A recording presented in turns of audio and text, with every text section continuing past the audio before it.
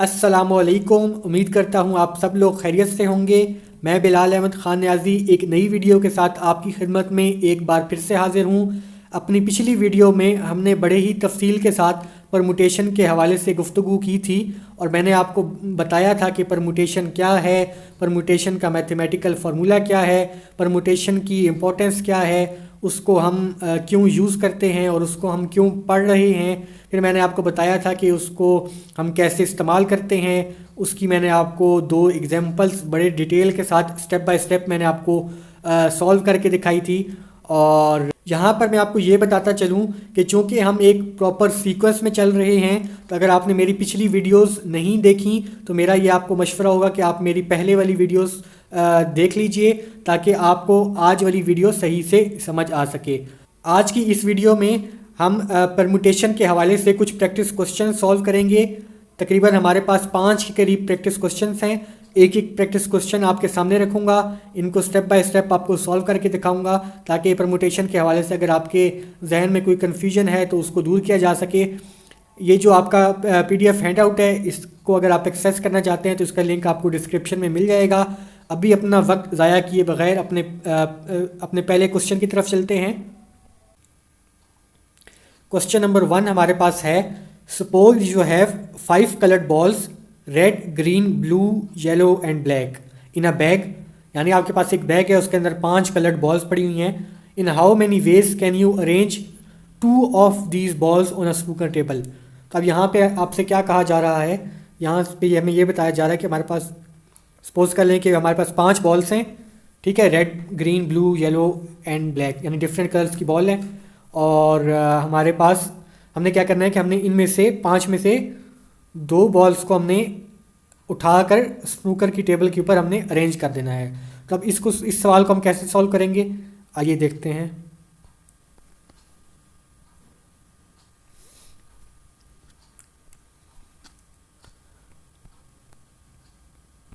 तो सबसे पहले ऊपर हम अपना डेटा लिख लेते हैं जो कि हमें गिवन है। तो हमें क्या गिवन है कि हमारे पास 5 बॉल्स हैं एक बैग के अंदर। मिसाल के तौर पे ये हमारे पास बैग है, इसके अंदर हमारे पास बॉल्स हैं, रेड है, ग्रीन है, ब्लू है, येलो है और yellow and black. Okay, black को हम BL कह देते हैं। तो ये हमारे पास 5 बॉल्स हैं, यानी कि मुख्तलिफ़ रंगों की हमारे पास टोटल 5 बॉल्स हैं। और हमने क्या करना है, हमने इन 5 बॉल्स में से कोई सी भी 2 बॉल्स उठानी है और हमने उसको स्नूकर के ऊपर अरेंज कर देना है, ठीक है। तो मिसाल के तौर पे हमारे पास स्नूकर के ऊपर हमने इनको अरेंज करना है और ये हमारे पास जो हैं, ये हमारे पास 5 बॉल्स हैं, ठीक है। अब इसको हम कैसे सॉल्व करेंगे, तो सबसे पहले हम देख लेते हैं कि इसको हम परमुटेशन से कैसे सॉल्व करेंगे। तो परमुटेशन में हमने देखा था कि हमारा सबसे पहला स्टेप क्या होता है। सबसे पहले स्टेप में हमने अपना देखना होता है कि हमारे पास N क्या है और हमारे पास R क्या है। तो यहाँ पे हम देखेंगे कि हमारे पास N क्या है और फिर हमारे पास R क्या है। अच्छा, यहाँ पे चूंकि हमारे पास 5 बॉल्स हैं, टोटल 5 ऑप्शंस अवेलेबल हैं और हमने इनमें से कोई सी भी 2 बॉल्स इस्तेमाल करके उनको टेबल के ऊपर अरेंज करना है। तो हमारा यहाँ पे चूँकि हमें अवेलेबल ऑप्शंस हमारे पास 5 हैं, यानी कि 5 बॉल्स अवेलेबल हैं, तो यहाँ पे N हमारा 5 आएगा। जबकि इन 5 में से हमने सिर्फ 2 बॉल्स को यूज़ करना है और उनको यूज़ करके हमने टेबल पे अरेंज करना है। तो हमारा R क्या आ जाएगा, R हमारा 2 आ जाएगा, ठीक है। अभी हमने अपना N और R जो है वो आइडेंटिफाई कर लिया कि N और R की क्या वैल्यू है। अब दूसरे स्टेप में सिर्फ हमने अपना फार्मूला लगा के तो हमने आंसर फाइंड कर लेना था। तो फार्मूला कैसे इस्तेमाल करेंगे,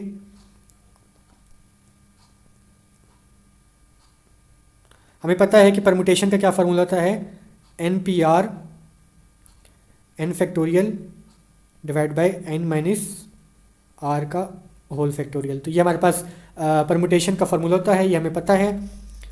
अब इसमें हमारे पास N 5 है और R 2 है, तो हम यहाँ पे क्या करेंगे, N और R की वैल्यूज़ रिप्लेस कर देंगे। N हमारे पास यहाँ पे 5 है, P एज इट इज़ आ जाएगा और R हमारे पास 2 है। तो यहाँ पे हमारे पास ये इक्वेशन क्या बनेगी, 5 factorial divided by 5 minus 2 factorial, ठीक है। तो हमारे पास इक्वेशन इस तरह की कुछ बन जाएगी। अच्छा, यहाँ पे आपको ये बताता चलूँ कि आप 5p2 को अगर आप डायरेक्टली कैलकुलेटर से फाइंड करना चाह रहे हैं तो आप इसका डायरेक्टली आंसर भी निकाल सकते हैं, और अगर आप इसको खुद मैन्युअली सॉल्व करना चाह रहे हैं तो आप इसको मैन्युअली सॉल्व भी कर सकते हैं। मैं आपको दोनों तरीके दिखा देता हूँ। सबसे पहले हम कैलकुलेटर से फाइंड कर लेते हैं कि कैलकुलेटर से इसका आंसर क्या है। तो आपने जब कैलकुलेटर ओपन करना है तो आपके सामने कुछ इस तरह का कैलकुलेटर शो हो रहा होगा। अगर आप मैनुअल यूज़ कर रहे हैं तो हो सकता है उसका इंटरफेस थोड़ा सा डिफरेंट हो, लेकिन कम व बेश जो इसके ऊपर कीज़ होती हैं वो सिमिलर होती हैं, ठीक है। तो हमने यहाँ पे क्या करना है, हमने यहाँ पे 5p2 फाइंड करना है।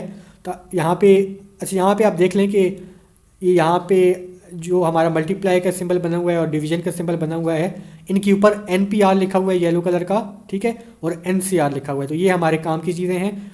NPR को अगर मैंने यूज़ करना है, क्योंकि येलो कलर का लिखा हुआ है, तो मुझे शिफ्ट के साथ NPR को यूज़ करना होगा। तो मैं क्या चाहता हूँ, 5p2 का आंसर चाहता हूँ। तो सबसे पहले मैं 5 लिखूँगा, फिर मैं शिफ्ट दबाऊँगा, फिर मैं ये मल्टीप्लिकेशन का सिंबल दबाऊँगा ताकि P लिखा हुआ आ जाए। अब 5p2 का आंसर चाहिए तो मैं दोबारा 2 को दबाऊँगा, और मुझे इसने आंसर दे दिया कि मेरे पास आंसर क्या आएगा, 20 आएगा, ठीक है। अब कैलकुलेटर से हमारा आंसर क्या आया है, 20 आया है। अभी 20 को लिखते हैं यहाँ पे, लेकिन उससे पहले आपको मैन्युअली सॉल्व करके दिखाता हूँ कि आंसर मैन्युअली अगर आप चीज़ों को करना चाह रहे हैं तो उस मैन्युअली आप कैसे करेंगे। तो आपने क्या करना है कि आपके पास ये आ गया है, आपने इसको 5 फैक्टोरियल को अगर आप थोड़ा सा इसको, बल्कि अभी इसको एज इट इज़ रहने दें 5 फैक्टोरियल को, और नीचे क्या बनेगा आपका 3 फैक्टोरियल बन जाएगा। हमने अपनी पिछली वीडियोस में देख रखा है कि 5 फैक्टोरियल को हम ऐसे भी लिख सकते हैं, 5 इंटू 4 इंटू 3 फैक्टोरियल, और इसको हमने डिवाइड करना है 3 फैक्टोरियल के साथ, ठीक है। तो अब चूँकि हमने नीचे भी 3 फैक्टोरियल है, ऊपर भी 3 फैक्टोरियल है, तो हम इसको आपस में कैंसिल कर सकते हैं। हमारे पास आंसर क्या आएगा, 5 इंटू 4 हो जाएगा, तो जो कि होता है 20 के इक्वल होता है। तो हमने कैलकुलेटर से भी देखा और मैन्युअली भी सॉल्व करके देखा कि हमारे पास आंसर क्या आ रहा है। हमारे पास आंसर इस केस में अगर मैं यहाँ पे लिख दूँ तो हमारे पास आंसर इस केस में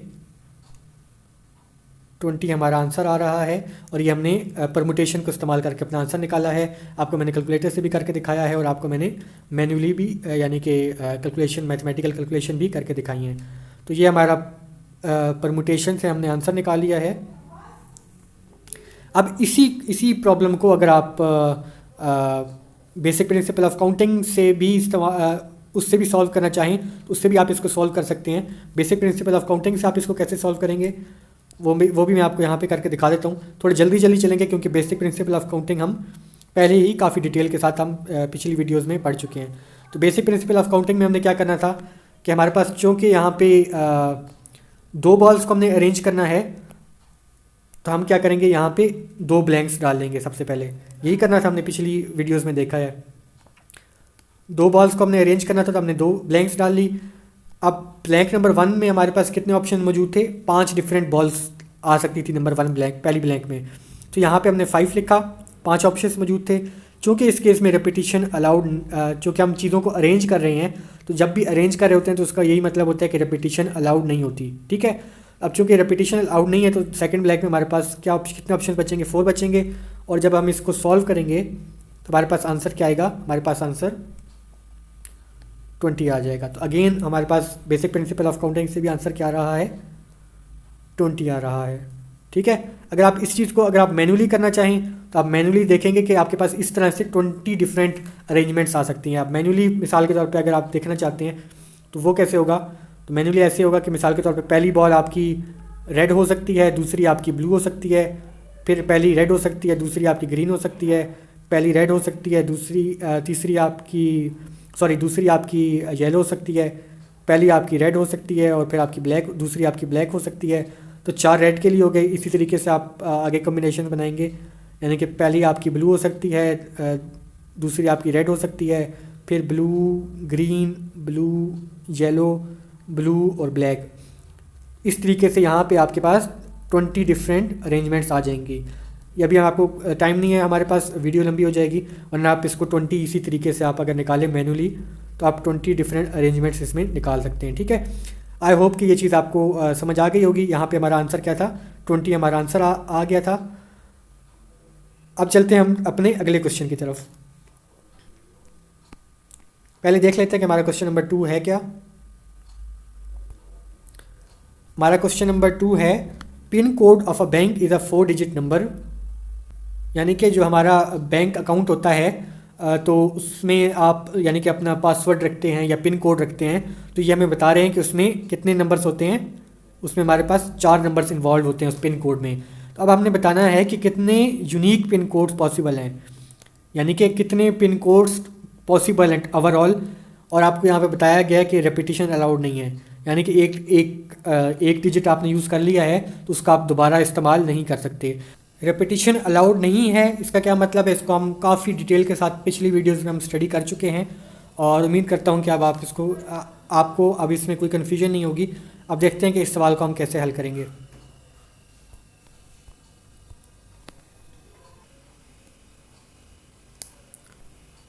क्वेश्चन नंबर 2 में हमें क्या गिवन है, हमें गिवन है कि हमने पिन कोड बनाना है और पिन कोड में हमें बताया गया है कि 4 डिजिट्स इन्वॉल्व होते हैं या 4 नंबर्स इन्वॉल्व होते हैं पिन कोड में। तो हम इसको कैसे लिख सकते हैं कि हमारा जो पिन कोड है, हमारा पिन कोड में हमारे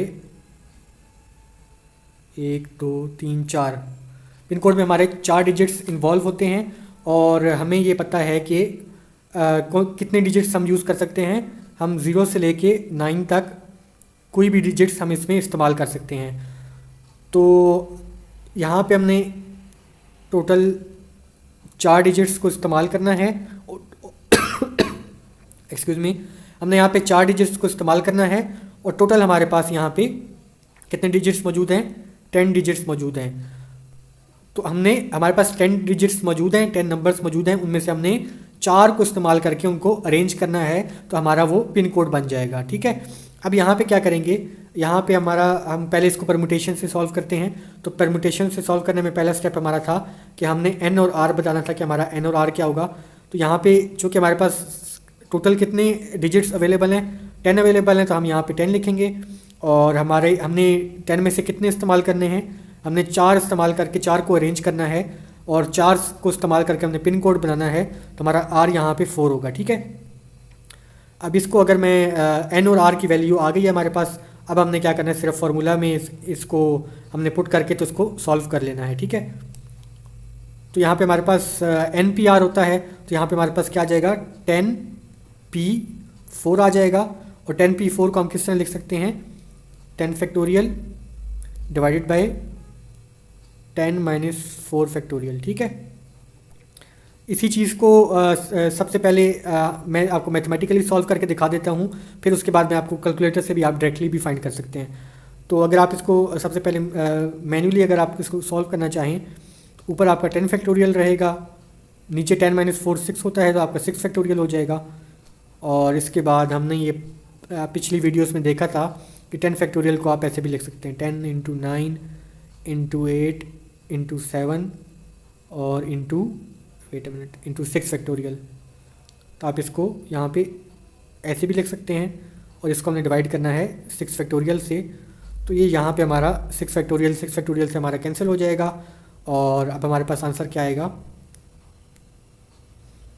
तो आंसर हमारे पास 10 इंटू 9 इंटू 8 इंटू 7 का आंसर हमारे पास क्या आएगा, ये हम देख लेते हैं कैलकुलेटर से और आप दोनों तरीक़ों से आपको दिखा देता हूँ। सबसे पहले 10 इंटू 9 इंटू 8 इंटू 7 का आंसर क्या आएगा, 5040 के करीब 5040 हमारा आंसर आएगा। तो यहाँ पे मैं लिख लेता हूँ कि हमारा 5040 हमारा आंसर आया है। अब इसी चीज़ को अगर आप डायरेक्टली कैलकुलेटर से करना चाहें 10p4 को, तो आप इसको कैलकुलेटर से भी कर सकते हैं। तो इसको आप कैलकुलेटर से कैसे करेंगे, 10p4 को आपने कैलकुलेटर पे आना है, आपने सबसे पहले क्या लिखना है, 10 लिखना है, फिर आपने यहाँ पे परमुटेशन का सिंबल डालना है, फिर आपने 4 को प्रेस करना है, 10p4 आ जाएगा। तो आपके पास आंसर वही आया है 5040। ठीक है, तो यहाँ पे हमारे पास आंसर क्या आया है, 5040। यहाँ पे मैं लिख लेता हूँ हमारा आंसर क्या आया है,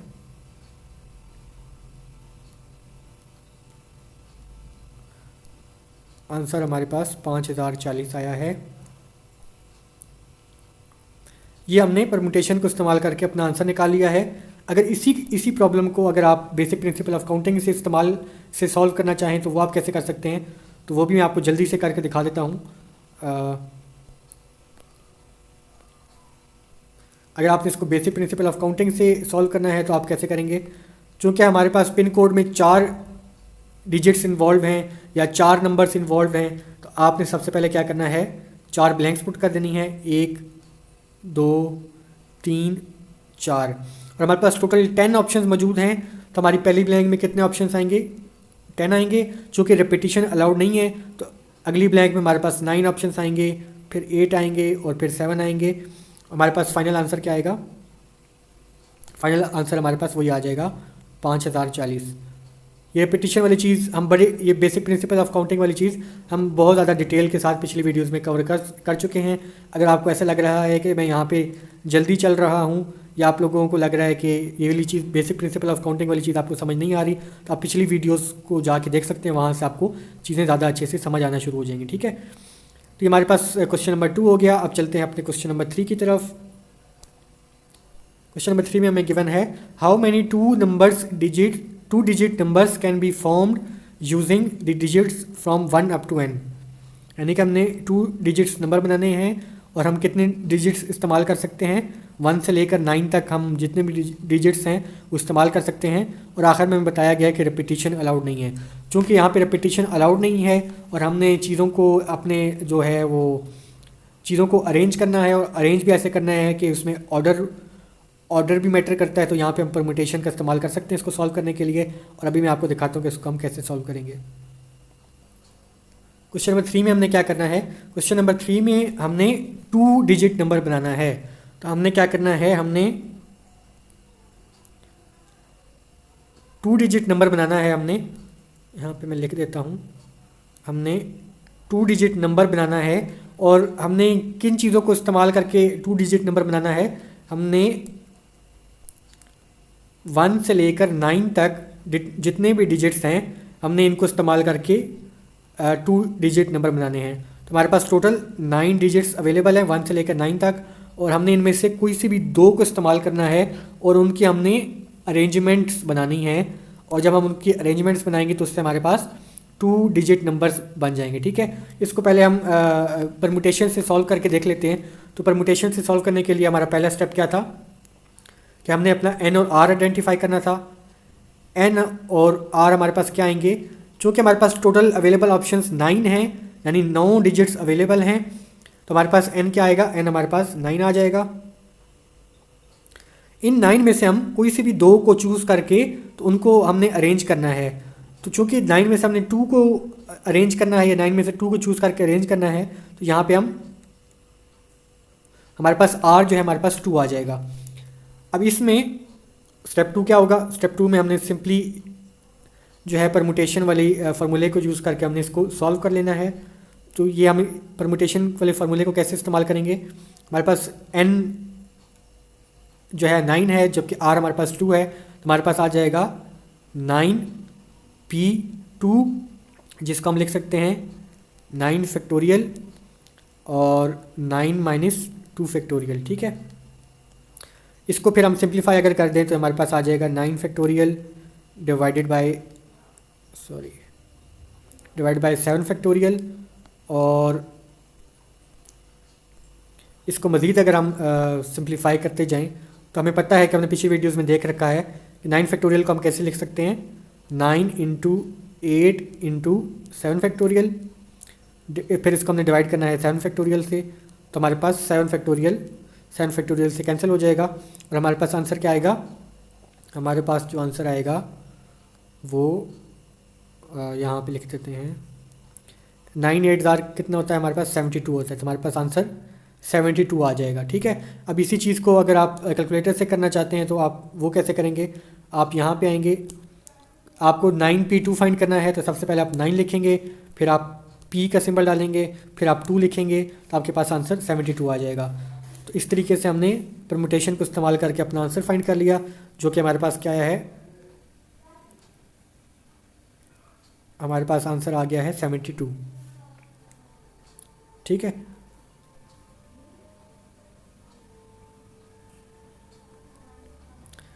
इसी प्रॉब्लम को अगर आप बेसिक प्रिंसिपल ऑफ काउंटिंग से सॉल्व करना चाहते हैं तो वो हम कैसे करेंगे, वो हम ऐसे कर सकते हैं कि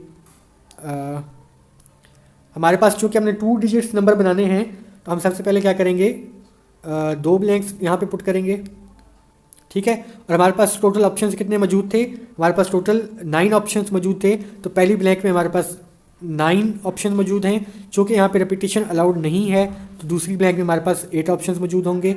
और हमारा जो फाइनल आंसर आएगा वो क्या होगा, हमारा 72 आ जाएगा। तो अगेन वही आंसर आया है, बेसिक प्रिंसिपल ऑफ काउंटिंग को इस्तेमाल करके भी वही आंसर आया है, ठीक है। तो ये हमारे पास क्वेश्चन नंबर 3 हो गया। अगले क्वेश्चन पे चलते हैं। क्वेश्चन नंबर 4 बिल्कुल ऊपर वाले से मिलता जुलता है, थोड़ी सी उसमें चेंजेस हैं।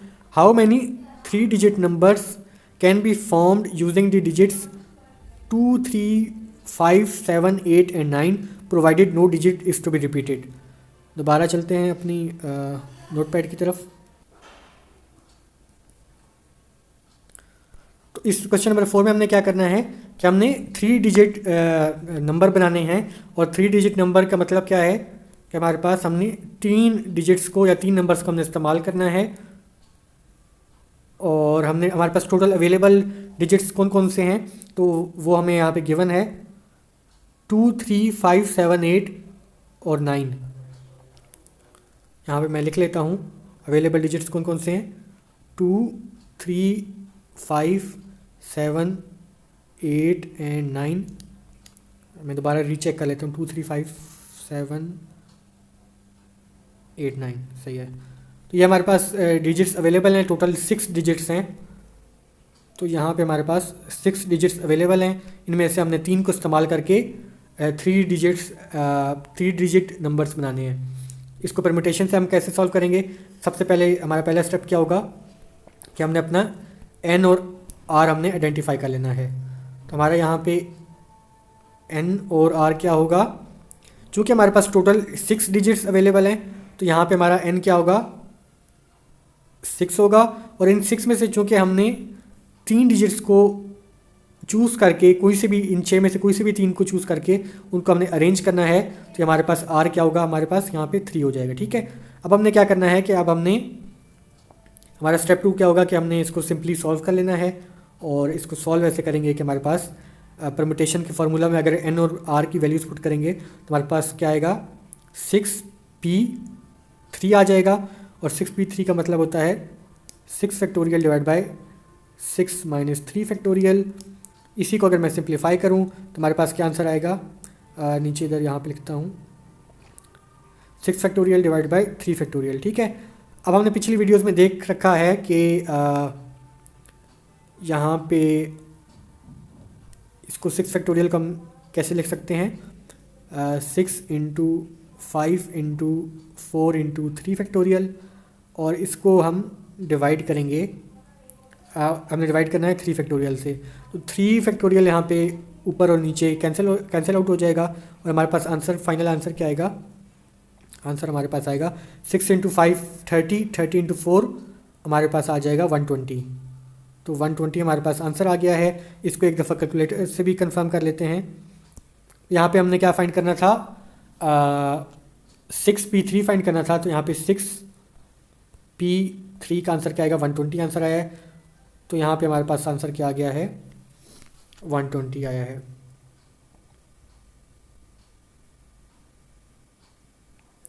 आंसर हमारे पास यहाँ पे 120 आ गया है। ये हमने परम्यूटेशन को इस्तेमाल करके फाइंड किया है। अगर इसी चीज़ को आप बेसिक प्रिंसिपल ऑफ काउंटिंग को इस्तेमाल करके फाइंड करना चाह रहे हैं तो वो आप कैसे करेंगे, वो आप ऐसे करेंगे कि आपके पास यहाँ पे चूँकि आपने 3 डिजिट नंबर्स बनाने हैं तो आप यहाँ पे क्या करेंगे, 3 ब्लैंक्स पुट करेंगे। और चूँकि आपके पास टोटल 6 डिजिट्स अवेलेबल हैं तो 6 डिजिट्स पहली ब्लैंक में आपके पास 6 ऑप्शंस होंगे। और चूँकि यहाँ पे रेपिटेशन अलाउड नहीं है तो दूसरी ब्लैंक में 5 और तीसरी ब्लैंक में 4। और फिर आपके पास आंसर क्या आएगा, आंसर आपके पास 120 आ जाएगा अगेन। तो सेम आंसर आएगा इससे भी, बेसिक प्रिंसिपल ऑफ काउंटिंग से भी। आई होप कि ये चीज़ें आपको समझ आ रही हैं। अपने अगले सवाल की तरफ चलते हैं। ये आपका क्वेश्चन नंबर 4 था। अब चलते हैं क्वेश्चन नंबर 5 की तरफ। In how many ways, question number 5 है, in how many ways can you arrange 7 different books on a shelf with a space of 7 books. यानी कि आपके पास एक शेल्फ है जिसके ऊपर 7 बुक्स की स्पेस है और आपने उसके ऊपर, आपके पास 7 ही बुक्स हैं, तो आपने 7 बुक्स को शेल्फ के ऊपर आपने अरेंज करना है। तो आपसे कह रहे हैं कि कितनी डिफरेंट अरेंजमेंट्स पॉसिबल हैं। तो क्वेश्चन नंबर हमारे पास 5 है और हमें क्या गिवन है कि हमारे पास कितनी बुक्स हैं। हमारे पास टोटल 7 बुक्स हैं। हमारे पास टोटल कितनी बुक्स हैं? हमारे पास टोटल 7 बुक्स हैं। हमने क्या करना है कि हमने इनको किसके ऊपर अरेंज करना है? हमने इनको शेल्फ के ऊपर अरेंज करना है। और हमारे पास शेल्फ में कितनी जगह है? 7 बुक्स की जगह है। तो हमने क्या करना है कि हमने इनको शेल्फ के ऊपर अरेंज करना है, 1 2 3 4 5 6 और 7। तो हमारे पास क्या है? शेल्फ के ऊपर हमारे पास 7 बुक्स की जगह है। 7 की 7 बुक्स को हमने इस्तेमाल करके यहाँ पे अरेंज करना है और जिसका ऑटोमेटिकली मतलब है कि यहाँ पे रिपीटिशन अलाउड नहीं होगी। इसको परम्यूटेशन अगर हम सॉल्व करें तो क्या होगा? पहले स्टेप में हमने n और r की वैल्यू डिटरमाइन करनी होती है। टोटल अवेलेबल ऑप्शन यहाँ पे हमारे पास 7 बुक्स अवेलेबल हैं, तो हमारे पास n क्या होगा? यहाँ पे 7 होगा। और चूँकि हमने यहाँ पे 7 की 7 बुक्स को उठा के हमने शेल्फ के ऊपर अरेंज करना है, यानी कि हमने 7 की 7 बुक्स को इस्तेमाल करना है, तो यहाँ पे हमारे पास r क्या होगा? 7 ही होगा। ठीक है, अब इसको आप सॉल्व करेंगे तो स्टेप 2 में आप इसको सॉल्व करेंगे। स्टेप 2 हमारे पास कैसे आएगा कि n और r की वैल्यू अगर आप परम्यूटेशन वाले फार्मूला में पुट करेंगे तो आपके पास क्या आएगा? 7p7 और ये इक्वल होगा 7 फैक्टोरियल डिवाइडेड बाय 7 माइनस 7 के फैक्टोरियल से। इसको अगर आप सिंप्लीफाई करेंगे तो आपके पास क्या आएगा? नीचे 7 माइनस 7 0 हो जाएगा, तो ये आपके पास आ जाएगा 7 फैक्टोरियल डिवाइडेड बाय 0 फैक्टोरियल। अपनी पिछली वीडियोस में हम देख चुके हैं कि 0 फैक्टोरियल की क्या वैल्यू होती है? 0 फैक्टोरियल की वैल्यू 1 होती है। तो हमारे पास आंसर क्या आएगा? 7 फैक्टोरियल। अब 7 फैक्टोरियल का मतलब क्या है? 7 फैक्टोरियल का मतलब है 7 into 6 into 5 into 4 into 3 into 2 into 2 into 1। तो 7 फैक्टोरियल का हमारे पास ये मतलब है। इसको आप डायरेक्टली कैलकुलेटर से भी फाइंड कर सकते हैं। तो मैं यहाँ पे क्या करता हूँ कि यहाँ पे हमने 7 का फैक्टोरियल फाइंड करना है, तो सबसे पहले मैं यहाँ पे 7 लिखूँगा और फिर मैं यहाँ पे फैक्टोरियल का सिंबल डाल दूँगा। तो मेरे पास आंसर क्या आ जाएगा? 5040। तो मेरे पास ये आंसर आ गया है 5040। ये मेरे पास आंसर आ जाएगा 5040।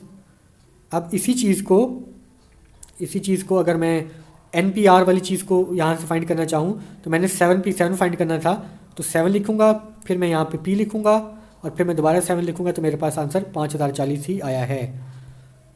तो हमारे पास इस प्रॉब्लम में हमारे पास आंसर क्या आया है? आंसर हमारा आया है, आंसर इज़ इक्वल टू 5040।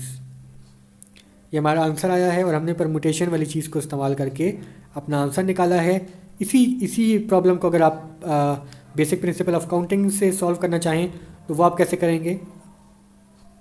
वो आप ऐसे करेंगे कि चूँकि आपके पास यहाँ पे 7 बुक्स को आपने रखना है शेल्फ के ऊपर, 7 बुक्स की जगह है, तो आप यहाँ पे 7 ब्लैंक्स डालेंगे। 1 2 3 4 5 6 और 7 ब्लैंक्स डाली।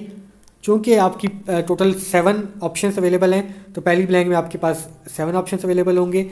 और चूँकि आपके रिपीटिशन अलाउड नहीं है, तो फिर आपका एक ऑप्शन हर ब्लैंक में कम होता जाएगा। 7 into 6 into 5 into 4 into 3 into 2 into 1। इसका आंसर आपके पास क्या आ जाएगा? अगेन इसका आंसर भी वही आ जाएगा जो हमने अभी पीछे फाइंड किया है। इसका आंसर हमारे पास आ जाएगा 5040। तो बेसिक प्रिंसिपल ऑफ काउंटिंग से भी आपके पास आंसर वही सेम आया है।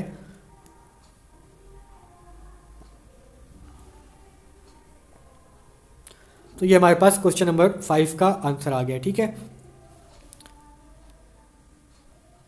तो अपनी आज की वीडियो में हमने ये 5 प्रैक्टिस क्वेश्चंस हमने सॉल्व किए हैं और मैंने आपको डिटेल के साथ स्टेप बाय स्टेप एक स्टेप आपके सामने रखा है और आपको मैंने दोनों मेथड से करके बताया। मैंने आपको परमुटेशन से भी प्रैक्टिस क्वेश्चंस को सॉल्व करके दिखाया है, और फिर मैंने वही चीज़ आपको बेसिक प्रिंसिपल ऑफ काउंटिंग से भी, जो कि हम पिछली वीडियोस में काफ़ी डिटेल के साथ कवर कर चुके हैं, उससे भी मैंने एग्जाम प्रैक्टिस क्वेश्चंस आपको सॉल्व करके दिखाए हैं।